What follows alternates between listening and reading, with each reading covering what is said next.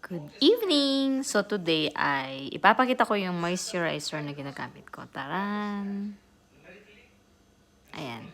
So ito yung gel na formulated by the Pond's Institute. Super light gel, non-sticky brush. And super duper love ko to guys kasi hindi siya malagkit sa mukha. And bakit gusto ko tong gel na to? Kasi kapag nilagay ko siya sa under eye ko, hindi siya pumupunta sa loob. Hindi katulad ng mga moisturizer na iba na kapag ginamit mo ay feeling mo nagbe-blur yung paningin mo. Pero ito hindi. And super light. Then, papakita ko sa inyo ha, ang texture niya. Ayan. So, malapit na siyang maubos. So, ginawan ko siya ng review kasi very effective siya.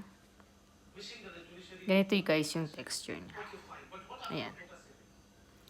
So, inilalagay ko to pagkatapos kong maglagay ng aking retinol.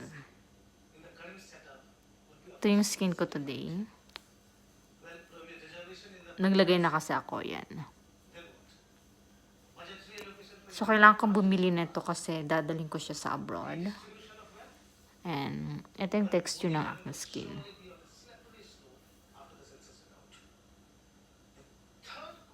Ayan.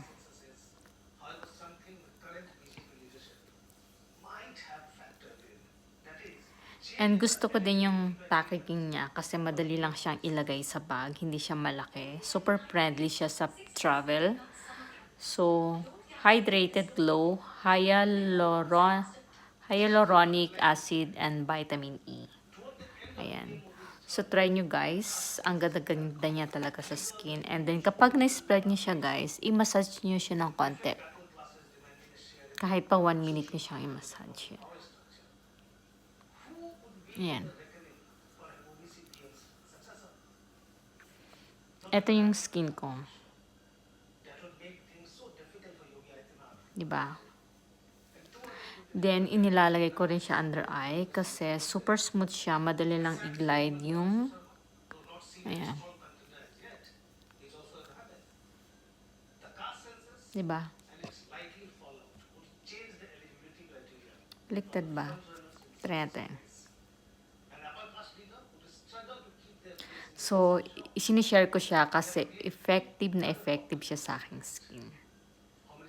Kaya, guys, kung wala pa kayo nito, try nyo talaga. And magugustuhan nyo kasi super, super light siya sa skin. Hindi nyo mararamdaman na naglagay talaga kayo ng moisturizer. So, that's it. Thank you for watching. Bye-bye. Kapag nagustuhan nyo, please subscribe to my channel. Thank you.